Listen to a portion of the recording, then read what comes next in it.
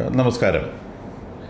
ഇറാനും അമേരിക്കയും തമ്മിൽ യുദ്ധത്തെ സംബന്ധിച്ചുള്ള നേരിട്ടുള്ള ചർച്ച വെള്ളിയാഴ്ച ആരംഭിക്കും എന്നാണ് സമ്മതിച്ചിട്ടുള്ളത്. ഈ വെള്ളിയാഴ്ച എന്നുള്ളത് അമേരിക്കൻ ടൈമാണ്. അപ്പോൾ സ്വാഭാവികമായിട്ടും നാളെ രാവിലെയൊക്കെയുള്ള ഒരു സമയത്തേക്കാണ് അത് സ്റ്റാർട്ട് ചെയ്യാനുള്ള സാധ്യത നമ്മൾ കാണുന്നത്. 2 ദിവസത്തേക്കാണ് ചർച്ചകൾ പ്ലാൻ ചെയ്തിരിക്കുന്നത്. അപ്പോൾ യുദ്ധത്തിന് 2 ആഴ്ചത്തെ വെടിനിർത്തൽ പ്രഖ്യാപിച്ചതിന് ശേഷവും അവിടെ ഇവിടെയായി വെടിയുച്ചകൾ കേൾക്കുന്നുണ്ട് എന്നുള്ളതും ഒരു വസ്തുതയാണ്. എങ്കിലും അത് ഇന്നലെ ഉള്ളതിനേക്കാൾ കുറവാണ് ഇന്ന് എന്നുള്ളത് എടുത്തു പറയേണ്ട സംഗതിയാണ്. ഗൾഫ് രാജ്യങ്ങളുടെ നേരെ കാര്യമായ ആക്രമണങ്ങൾ ഉണ്ടായിട്ടില്ല. അപൂർവമായി എയർ റെയ്ഡ് സൈറൺസ് മുഴങ്ങിയതായി കുവൈറ്റിലും ഖത്തറിലും റിപ്പോർട്ടുകളുണ്ട്. പക്ഷേ അവിടെ ഒന്നും വീണിട്ടില്ല. പ്രധാനമായും തർക്കം നിലനിൽക്കുന്നത് ലെബനോണെ സംബന്ധിച്ചും ഹോർമുസ് കടലിടുക്കിനെ സംബന്ധിച്ചുമാണ്. ലെബനോണിൽ ഇസ്രായേൽ അതിശക്തമായ ആക്രമണം ഇന്നലെ നടത്തിയിരുന്നു. അമേരിക്കയുടെ റിക്വസ്റ്റിനെ തുടർന്ന് അവർ ആക്രമണത്തിൻ്റെ ഇൻറ്റൻസിറ്റി കുറച്ചിട്ടുണ്ട്, അല്ലാതെ ആക്രമണം നിർത്തിയിട്ടില്ല. അപ്പോൾ നെതന്യാഹു പറയുന്നു, വേണമെങ്കിൽ നേരിട്ടുള്ള ചർച്ചയാവാം, ലെബനോണുമായി നേരിട്ട് ചർച്ചയാവാം എന്ന് ഒരു പ്രപ്പോസൽ നെതന്യാഹു മുൻപോട്ട് വെച്ചിട്ടുണ്ട്. ലെബനോൺ എന്ന രാജ്യത്തിന് അത് ആക്സെപ്റ്റബിളാണ്.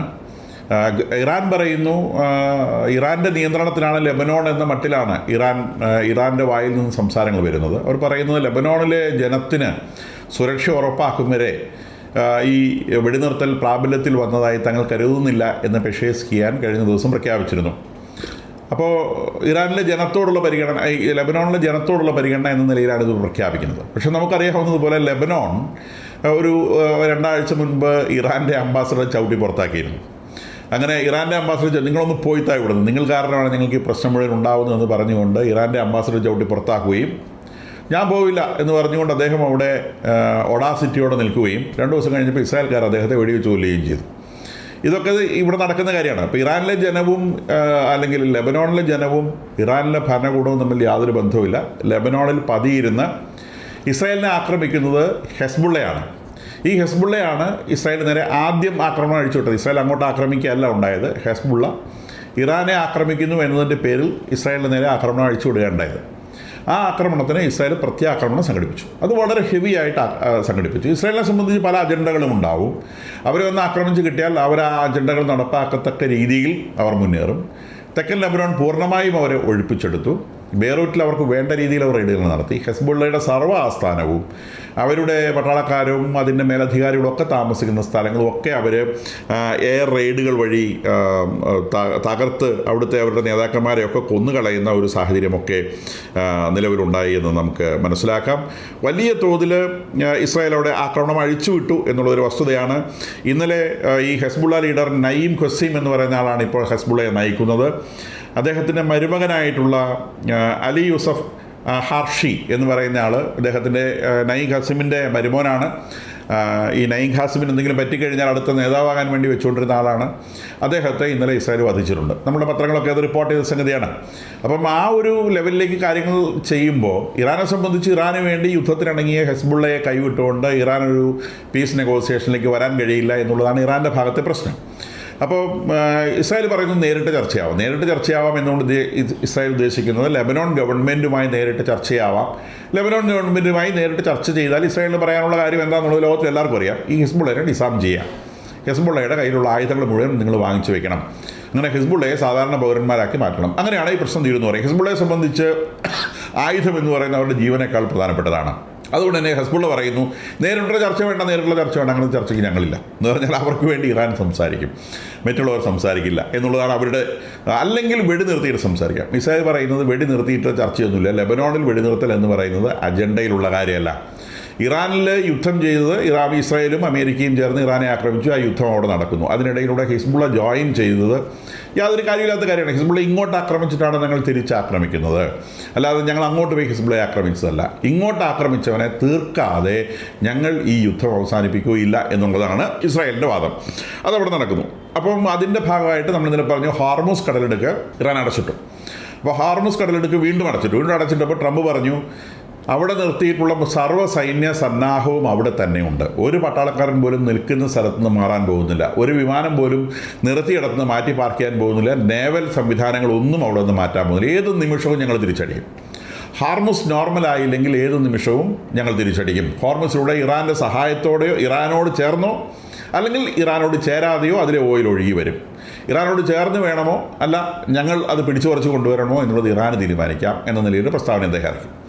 അപ്പോൾ അതിനുശേഷം ഇറാൻ കുറച്ച് പിടി അയച്ചു. ഇന്നലെ കുറച്ച് കപ്പലുകൾ, ഒരു 12 മുതൽ 15 വരെ കപ്പലുകൾ ഇന്നലെ ഹോർമുസ് കടലിലേക്ക് കടന്നു പോന്നിട്ടുണ്ട്. പക്ഷേ അവയിൽ നിന്ന് ഇവർ ലെവി ഈടാക്കുന്നതായിട്ട് വാർത്തകളുണ്ട്.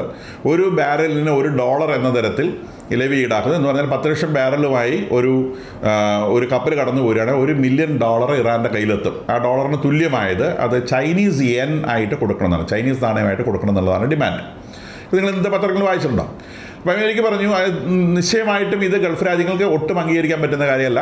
കുവൈറ്റും ഖത്തറും ഒക്കെ അപ്പം തന്നെ ശബ്ദം ഉയർത്തി ഈ പരിപാടി ശരിയാവില്ല, കടലെടുക്കുക എന്ന് പറയുന്നത് ആരും നിർമ്മിച്ചതല്ല, അത് നാച്ചുറലായിട്ടുള്ള സംഗതിയാണ്, അത് ഏതെങ്കിലും ഒരു രാജ്യത്തോട് ചേർന്ന് കിടക്കുന്നു എന്ന് പറഞ്ഞുകൊണ്ട് ഒരു പൊതുവഴിയാണ്. ആ പൊതുവഴിയിൽ ഒരുത്തരം കൊണ്ടുവന്ന് വേലി കെട്ടുക എന്ന് പറയുന്നത് ഒരു തരത്തിൽ ന്യായീകരിക്കാൻ പറ്റുന്ന കാര്യമല്ല. അതുകൊണ്ട് ഈ പരിപാടി ഞങ്ങൾക്ക് സമ്മതിക്കാൻ പറ്റില്ല. അപ്പോൾ ട്രംപ് ഇന്ന് പറഞ്ഞിട്ടുണ്ട് അവിടെ ലെവി പിരിക്കുന്ന കാര്യം കേൾക്കുന്നുണ്ട്, അത് ചെയ്യാതിരുന്നാൽ ഇറാന് നല്ലത്, അത് പീസ് ടോക്കിനെ ബാധിക്കും എന്ന് അദ്ദേഹം പറയുകയുണ്ടായിട്ടുണ്ട്.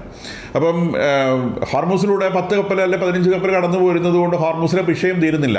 ഫെബ്രുവരി 28-ാം തീയതിയാണ് യുദ്ധം തുടങ്ങുന്നത്. ഈ യുദ്ധം തുടങ്ങുന്ന ദിവസം ഹോർമുസിലൂടെ കടന്നു വന്നത് 75 കപ്പലുകളാണ്. അപ്പോൾ ഓൺ ദി ആവറേജ് ഒരു 75 മുതൽ 100 വരെ കപ്പലുകൾ പാസ് ചെയ്യുന്ന ഒരു കടലെടുക്കാണത്. ആ കടലെടുക്കിൽ ഒരു ചെറിയ ഭാഗത്തൂടെ മാത്രമേ ഇപ്പോൾ കപ്പലുകൾ കടന്നു പോകാൻ ഇറാൻ അനുവദിക്കുന്നുള്ളൂ. ബാക്കിയുള്ള സ്ഥലങ്ങളിൽ അവർ മൈൻ ചെയ്തിട്ടുണ്ട് എന്നാണ് അവർ ഭീഷണിപ്പെടുത്തുന്നത്. അപ്പോൾ മൈൻ ചെയ്തിട്ടുണ്ടോ ഇല്ലയോ എന്ന് അറിയാത്തത് കൊണ്ട് അതിലെ കപ്പലുകൾ പോകില്ല. കാരണം മൈൻ ഉണ്ടോ ഇല്ലയോ നോക്കി കണ്ടുപിടിക്കാൻ പറ്റില്ല. അല്ലെങ്കിൽ അമേരിക്ക ഫോഴ്സ്ഫുള്ളായിട്ട് ഈ ഹോർമുസ് കടലിലേക്ക് പിടിച്ചെടുത്ത ശേഷം അവിടെ മൈനുകളുടെ സാന്നിധ്യത്തിന് വേണ്ടി പരിശോധന നടത്തണം. ആ ഒരു ലെവലിലേക്ക് കാര്യങ്ങൾ എത്തിയിട്ടില്ല. അത് എന്താവും എന്നുള്ളത് പിന്നീട് നമുക്ക് കണ്ടറിയാനേ പറ്റുകയുള്ളൂ. അപ്പോൾ ഇവിടെ ചർച്ചയ്ക്ക് മുൻപ് ഹോർമുസിലും ലെബനോണിലുമുള്ള സാഹചര്യം ഇതാണ്. ഇത്തരത്തിലാണ് വാഗ്വാദങ്ങൾ മുന്നേറുന്നത്. തോക്കിൻ്റെ ട്രിഗറിൽ തങ്ങൾ വിരൽ വെച്ചിട്ടുണ്ട് എന്നാണ് പെഷേസ്കിയാൻ പറയുന്നത്. നേരത്തെ പെഷേസ്കിയാൻ ഇത്തരം ഭാഷകൾ സംസാരിച്ചിരുന്നില്ല എന്നുള്ളത് പ്രത്യേകം ശ്രദ്ധേയമാണ്. അദ്ദേഹം ഈ പവർ സ്ട്രഗിളിൽ ഔട്ടായി പോയോ എന്നും ഒരു സംശയമുണ്ട്. കാരണം ഈ പാകിസ്ഥാനിലേക്ക് സംസാരിക്കാൻ വേണ്ടി വരുന്നതിൽ ഇതുവരെ സംസാരത്തിന് നേതൃത്വം നൽകാത്ത ഒരു മുഖമുണ്ട്. അപ്പം ആ മുഖം ഇറാൻ്റെ പാർലമെൻറ്റ് സ്പീക്കർ മുഹമ്മദ് ബഗീർ ഗലിബാഫ് എന്ന് പറയുന്ന ആളാണ്. ഇയാൾ മുൻ IRGCയുടെ ചീഫാണ്. IRGCയുടെ നേരത്തെയുള്ള ചീഫാണ്. മത തീവ്രവാദിയാണ്. പക്ഷേ ഈ യുദ്ധം തുടങ്ങിയത് മുതൽ ഇയാളുടെ മുഖം ഒളിഞ്ഞും തെളിഞ്ഞും കാണുന്നുണ്ട്. ഒരുപക്ഷെ അമേരിക്ക ഇദ്ദേഹത്തെ ആണോ പുതിയ പ്രസിഡൻ്റായി കണ്ടുവച്ചിട്ടുള്ളത് എന്നുള്ളതും സംശയിക്കാവുന്നൊരു സംഗതിയാണ്. അപ്പോൾ തൻ്റെ കസേര നഷ്ടപ്പെട്ടേക്കുമോ എന്ന സംശയം തോന്നിയതോടെ പെഷേസ്കിയാൻ കുറച്ച് വാചകം മുറുക്കിയതാവാനും സാധ്യതയുണ്ട്. തൻ്റെ വിരൽ, ഇറാനിയൻ പട്ടാളത്തിൻ്റെ വിരൽ ട്രിഗറിൽ തന്നെ ഉണ്ട് എന്നൊരു പ്രസ്താവന അദ്ദേഹം നടത്തി. നെതന്യാഹു അതിന് മറുപടി പറഞ്ഞു, ഞങ്ങളെ സംബന്ധിച്ച് നിങ്ങളുടെ ട്രിഗറുള്ള വിരൽ ഏത് നിമിഷവും മുറിച്ച് കളയാൻ ഞങ്ങൾ തയ്യാറാണ്.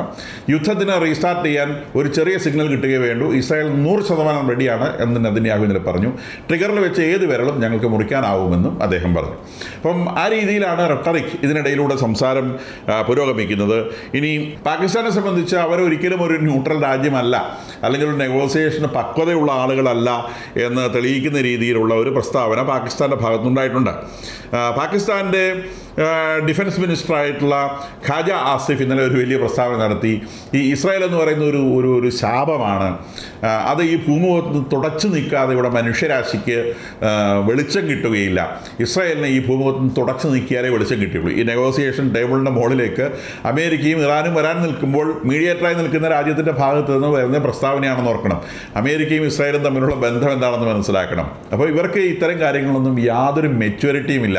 പാകിസ്ഥാൻ ഇത്തരം കാര്യങ്ങൾ കൈകാര്യം ചെയ്യാനുള്ള യാതൊരു മെച്യൂരിറ്റിയും ഇല്ല എന്നുള്ളതിന് ഒന്നാമത്തെ തെളിവാണ് ഈ പ്രസ്താവന.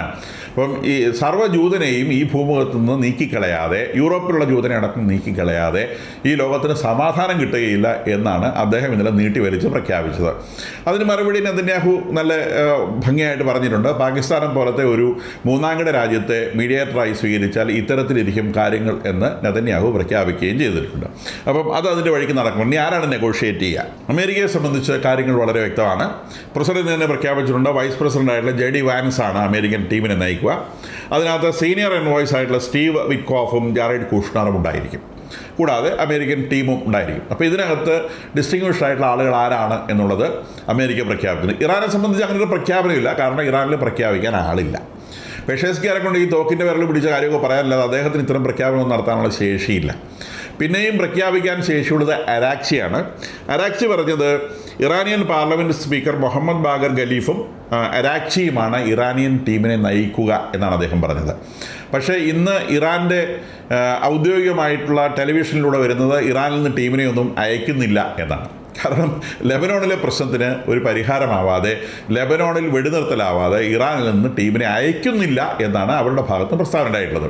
അപ്പോൾ ഇന്നലത്തെ തന്നെ വാർത്തകളുണ്ടായിരുന്നു, ഈ പറഞ്ഞ 2 പേരുടെ നേതൃത്വമുള്ള ടീം ഇറാനിൽ നിന്ന് പുറപ്പെട്ട് ഇസ്ലാമാബാദിലേക്ക് പോന്നു എന്നുള്ള കാര്യത്തിലും റിപ്പോർട്ടുകളുണ്ട്. എന്ന് പറഞ്ഞാൽ ഇറാനിൽ ടോട്ടൽ കൺഫ്യൂഷനാണ്, അവിടെ ഒരു ലീഡർഷിപ്പ് ഇല്ല. അതിനിടയിലൂടെ ഖമനേയുടേത് എന്ന് പറഞ്ഞ ഒരു പ്രസ്താവന ഇതിന് പുറത്തിറങ്ങിയിട്ടുണ്ട്. ഞങ്ങൾ യുദ്ധം ആഗ്രഹിക്കുന്നവരല്ല, പക്ഷേ അമേരിക്കൻ പ്രഷറിൻ്റെ കീഴിലുള്ള ഒരു തരത്തിലുള്ള നെഗോസിയേഷനും ഞങ്ങൾ തയ്യാറാവുകയില്ല, അങ്ങനെ ഒരു തരത്തിലുള്ള പ്രഷറിന് ഞങ്ങൾ കീഴടങ്ങുകയില്ല. കൂടാതെ ഹാർമൂസ് കടലിടുക്കിന് ഇനി ഒരു പുതിയ ചിട്ടയുണ്ടാകാൻ പോകുന്നു എന്നും അദ്ദേഹം പറയാൻ പറഞ്ഞു എന്ന് പറഞ്ഞുകൊണ്ട് ടെലിവിഷനിൽ ഒരു പ്രസ്താവന വന്നിട്ടുണ്ട്. അപ്പം അദ്ദേഹം എന്തായാലും അത്തരം കാര്യങ്ങളൊന്നും പറയാൻ പറ്റുന്ന ഒരവസ്ഥയിലായിരിക്കാൻ സാധ്യതയില്ല. ഇത് IRGCയിലുള്ള വേറൊരു വിഭാഗത്തിൻ്റെ പ്രസംഗമാവാനുള്ള സാധ്യതയുണ്ട്. അപ്പം IRGCയിൽ കൃത്യമായ 2 വിഭാഗങ്ങളുണ്ട് എന്നും ഇറാനിൽ ആർക്കും നിയന്ത്രണമില്ലാത്തൊരു സാഹചര്യമാണ് നിലവിലുള്ളത് എന്നും ഈ ട്രൂസ്, ഈ വെടിനിർത്തൽ എന്ന് പറയുന്നത് അത്ര എളുപ്പമുള്ള പരിപാടിയല്ല എന്നും തെളിഞ്ഞു വരുന്നുണ്ട്. എന്തായാലും ഇപ്പോൾ വെടി ഏകദേശം നിന്നതായിട്ടാണ് കാണുന്നത്. വെടിശബ്ദങ്ങൾ അധികം കേൾക്കാനില്ല എന്നുള്ളത് ഒരു വസ്തുതയാണ്. ഇപ്പോൾ നമ്മൾ സൂചിപ്പിച്ചതുപോലെ ലെബനോണിലെ ആക്രമണങ്ങളുടെ ഇൻറ്റൻസിറ്റി ഇസ്രായേൽ കുറവ് വരുത്തിയിട്ടുണ്ട് എന്നുള്ളത് ഒരു വസ്തുതയാണ്. അപ്പോൾ ഇതിനിടയിലൂടെ ഈ ഇസ്ലാമാബാദിൽ വലിയ ഒരുക്കങ്ങളാണ് നടക്കുന്നത്. കാരണം വലിയ ഡിസിപ്ലിനുള്ള രാജ്യമായതുകൊണ്ട് അമേരിക്കയിൽ നിന്ന് വരുന്ന നേതാക്കന്മാർക്ക് ജീവനോടെ അവിടെ ഇറങ്ങണമെന്നുണ്ടെങ്കിൽ ഒറ്റ പാകിസ്ഥാന് പോലും സ്ട്രീറ്റിൽ ഇറങ്ങാൻ പാടില്ല. അപ്പോൾ അവിടെ 144 പ്രഖ്യാപിച്ച അവസ്ഥയാണ് ഇപ്പോൾ ഉള്ളത്. എല്ലാ വിദ്യാഭ്യാസ സ്ഥാപനങ്ങൾക്കും ഓഫീസുകൾക്കും ഷോപ്പുകൾക്കും എല്ലാം അടച്ചിടാൻ വേണ്ടി പറഞ്ഞിരിക്കുകയാണ്. എല്ലാം അടച്ചിടുക, ഇസ്ലാമാബാദിൽ ഒരു സാധനവും പ്രവർത്തിക്കേണ്ട, സ്ട്രീറ്റുകൾ മുഴുവൻ ഫ്രീ ആയിരിക്കണം, ഒരുത്തരെയും പുറത്ത് കണ്ടാൽ വെടിവെക്കും എന്നൊക്കെ പറഞ്ഞ ഉത്തരവുകളാണ്. കാരണം അമേരിക്കൻ എൻവോയ് വന്നു കഴിഞ്ഞാൽ അവരെ ചൊറിയാൻ ഈ പറഞ്ഞ ആൻറ്റി ഇസ്ലാമിക് ഭീകരന്മാർ, തീവ്ര ഇസ്ലാമിസ്റ്റുകൾ പുറത്ത് ചാടുമോ എന്നുള്ള ഭയം കൊണ്ടാണ് ഇത്തരം സംഗതികൾ, ഇത്തരം കാര്യങ്ങൾ പാകിസ്ഥാൻ ചെയ്യുന്നത് എന്ന് നമുക്ക് മനസ്സിലാക്കാം. അപ്പം അത്രയും സുരക്ഷ കുറഞ്ഞൊരു രാജ്യത്തേക്ക് ഈ പറഞ്ഞ അമേരിക്കൻ എൻവോയ് വരുന്ന സമയത്ത് അവർക്ക് അവരുടേതായ പ്രൊട്ടക്ഷനുമായി അവർ വരേണ്ടി വരും എന്നുള്ളത് വേറൊരു വസ്തുതയാണ്. കാരണം ഈ പാകിസ്ഥാനെ കൊണ്ടൊന്നും അമേരിക്കൻ എൻവോയെ പ്രൊട്ടക്ട് ചെയ്യാൻ സാധിക്കുമോ എന്നുള്ള കാര്യത്തിൽ യാതൊരു ഗ്യാരണ്ടിയില്ല. എന്തായാലും 2 ദിവസത്തിനുള്ളിൽ എന്താണ് ട്രാൻസ്പയർ ചെയ്യുന്നത് എന്ന് നമുക്ക് കണ്ടു മനസ്സിലാക്കാം. ഇറാൻ ഓൾറെഡി അവിടെ കാശ് പിരിച്ചു തുടങ്ങി എന്നാണ് പറയുന്നത്. അങ്ങനെ കാശ് പിരിക്കുന്ന ഒരു കാര്യത്തോട് ഒരു തരത്തിലും സഹകരിക്കാനാവില്ല എന്ന് യൂറോപ്യൻ യൂണിയൻ പ്രഖ്യാപിച്ചിട്ടുണ്ട്. കൂടാതെ ഗൾഫ് രാജ്യങ്ങളിലെ എല്ലാ രാജ്യങ്ങളും പ്രഖ്യാപിച്ചിട്ടുണ്ട് അത്തരം ഒരു കാശ് പിരിവിനോട് തങ്ങൾക്ക് യോജിക്കാനാവില്ല എന്നുള്ളത്. അപ്പം പിന്നെ നമ്മളുടെ ഒക്കെ ചില പത്രങ്ങളിൽ നിന്ന് റിപ്പോർട്ട് ചെയ്ത് കണ്ടു, ഇറാനെ സംബന്ധിച്ച് വലിയ നേട്ടമായിപ്പോയി ഈ യുദ്ധം, അവിടെ കാശ് പിരിക്കാൻ പറ്റുന്നുണ്ട്. മാത്രമല്ല പിന്നെ ഗൾഫ് രാജ്യങ്ങളൊക്കെ പ്രഖ്യാപിച്ചു അത്ര ഇറാൻ ഞങ്ങളെ ആക്രമിച്ചിട്ടില്ല എന്ന്. എത്രയോ തവണ ഗൾഫ് രാജ്യങ്ങൾ ഇറാന് വാണിംഗ് കൊടുത്തതാണ്, ഞങ്ങളെ ആക്രമിച്ചാൽ ഞങ്ങൾ തിരിച്ചാക്രമിക്കും. ഇന്നലെ പോലും കുവൈറ്റ് വാൺ ചെയ്തിട്ടുണ്ട്. ഇന്നലെ കുവൈറ്റിലേക്ക് ഡ്രോണുകൾ എത്തിയിട്ടുണ്ട്. കുവൈറ്റ് വാൺ ചെയ്തു. സെൽഫ് പ്രൊട്ടക്ഷൻ ഞങ്ങളുടെ റൈറ്റാണ്, ഇറാൻ ഈ പരിപാടി നിർത്തണം. അപ്പം എത്രയോ പ്രാവശ്യം ഗൾഫ് രാജ്യങ്ങൾ ഇറാന് നേരെയുള്ള അല്ലെങ്കിൽ ഇറാനിൽ നിന്നുള്ള ആക്രമണത്തിനെതിരെ പ്രഖ്യാപനങ്ങൾ ഇറക്കുകയും ഇറാൻ തങ്ങളുടെ ശത്രുവാണെന്ന് പ്രഖ്യാപിക്കുകയും ചെയ്തു എന്നുള്ള വസ്തുത നിലനിൽക്കെ നമ്മളുടെ ഇവിടുത്തെ ഒരു പ്രമുഖ പത്രം ഞാൻ വായിച്ചപ്പോൾ അതിലെഴുതിയിരിക്കുന്നത് ഗൾഫ് രാജ്യങ്ങൾ പ്രഖ്യാപിച്ചു അത്രേ തങ്ങൾക്ക് ഇറാനുമായി ശത്രുതയില്ല എന്ന്. ഇത്തരത്തിലുള്ള ഫാൾസ് റിപ്പോർട്ടുകളാണ് പല പത്രങ്ങളിലും വരുന്നത് എന്നുള്ള വസ്തുത മനസ്സിലാക്കണം. എന്തായാലും ഈ വെടിനിർത്തൽ മുന്നോട്ട് പോകാൻ തന്നെയാണ് കൂടുതൽ സാധ്യത എന്ന് ഞാൻ വിചാരിക്കുന്നു. കാരണം ട്രംപിനെ സംബന്ധിച്ച് ഏത് നിമിഷവും ഒരു ആക്രമണം അഴിച്ചുവിടാവുന്നൊരു സിറ്റുവേഷനിൽ തന്നെ അദ്ദേഹം അമേരിക്കൻ ആർമിയെ ഡിപ്ലോയ് ചെയ്തിട്ടുണ്ട്. കൂടാതെ ഈ ട്രൂസിൻ്റെ മറവിൽ അവർ കൂടുതൽ ആർമിയെ ആ പ്രദേശത്തേക്ക് ഒരെങ്കിലും അടുപ്പിച്ച് നിർത്താനുള്ള സാധ്യതയുമുണ്ട്. ഏതെങ്കിലും തരത്തിൽ ട്രൂസ് ഫെയിലാവാനുള്ള സാധ്യതയുണ്ട്. ഫെയിലാവുകയാണെങ്കിൽ ഒറ്റയടിക്ക് ഹോർമൂസും ഖാർഗും പിടിച്ചടക്കത്തക്ക രീതിയിലുള്ള ഒരു നീക്കമാണ് അമേരിക്കയുടെ ഭാഗത്തുണ്ടാവാൻ സാധ്യതയുള്ളത്. സ്വാഭാവികമായിട്ടും ഇറാൻ്റെ അകത്ത് കയറി ഇസ്രായേൽ മേയും എന്നുള്ളത് വേറൊരു വിഷയവുമാണ്.